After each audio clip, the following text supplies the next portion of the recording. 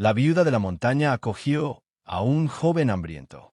Él le dio la noche más hermosa de su vida y, en lo alto de una montaña solitaria, donde los inviernos parecían eternos y el silencio era tan denso que se escuchaba hasta el crujir de la nieve al caer de las ramas, vivía doña Rosa, una mujer de 60 años a quien todos en el pueblo llamaban la viuda de la montaña.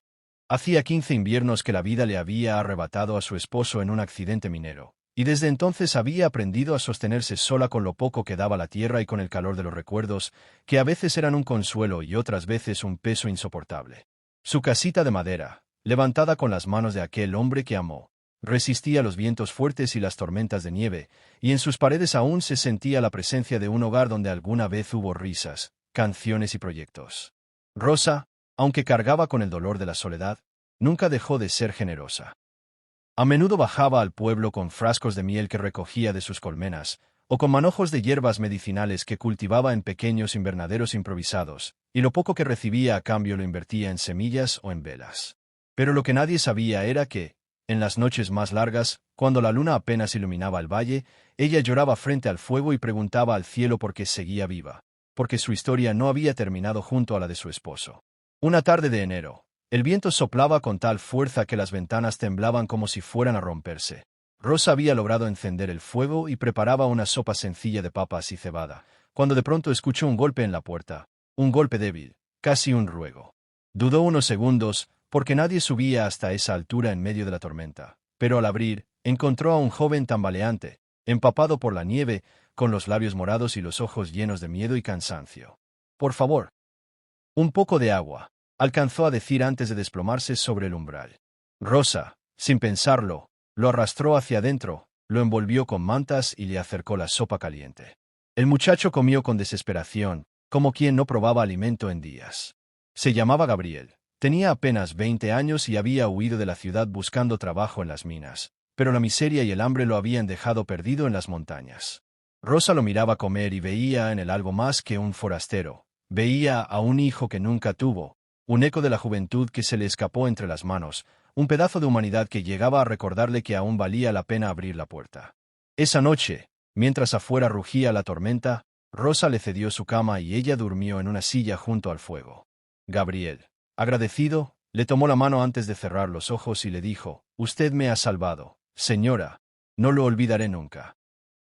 Rosa sintió que ese gesto encendía una chispa en su corazón, como si una fuerza cálida la abrazara desde dentro. Al día siguiente, Gabriel insistió en ayudarla con las tareas de la casa, cortó leña, limpió el techo cubierto de nieve, reparó una cerca que el viento había derribado. Con cada movimiento, Rosa lo observaba y recordaba a su esposo, pero no con tristeza, sino con una extraña gratitud, como si la vida le diera una segunda oportunidad de sentir compañía. El muchacho no solo devolvía con trabajo lo que recibía, también le devolvía conversación, risas sencillas, historias de su infancia en la ciudad. Rosa descubrió que en su interior aún quedaban ganas de escuchar, de compartir, de sentirse parte de la vida de alguien. Al caer la noche, Gabriel tomó una vieja guitarra que estaba colgada en la pared, y aunque le faltaban cuerdas, logró arrancarle una melodía suave. Rosa no recordaba la última vez que alguien había llenado su casa de música. Sus ojos se humedecieron y no pudo evitar tararear un viejo canto que solía entonar con su marido. Entonces ocurrió algo inesperado. La voz quebrada de Rosa se unió a la del muchacho, y juntos crearon una armonía que parecía detener el tiempo, como si el viento dejara de golpear, como si la nieve se quedara suspendida en el aire para escuchar. Fue en ese instante que Rosa sintió que estaba viviendo la noche más hermosa de su vida, porque en medio de su soledad había encontrado nuevamente el calor de lo humano, el milagro de la compañía. Pero la vida, que siempre mezcla luz y sombra, aún guardaba un giro.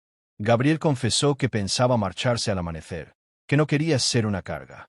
Rosa sintió un nudo en la garganta, pero en lugar de retenerlo, lo animó a seguir su camino. Cuando alguien toca nuestra puerta, no siempre es para quedarse. A veces solo viene a recordarnos que todavía sabemos abrir el corazón.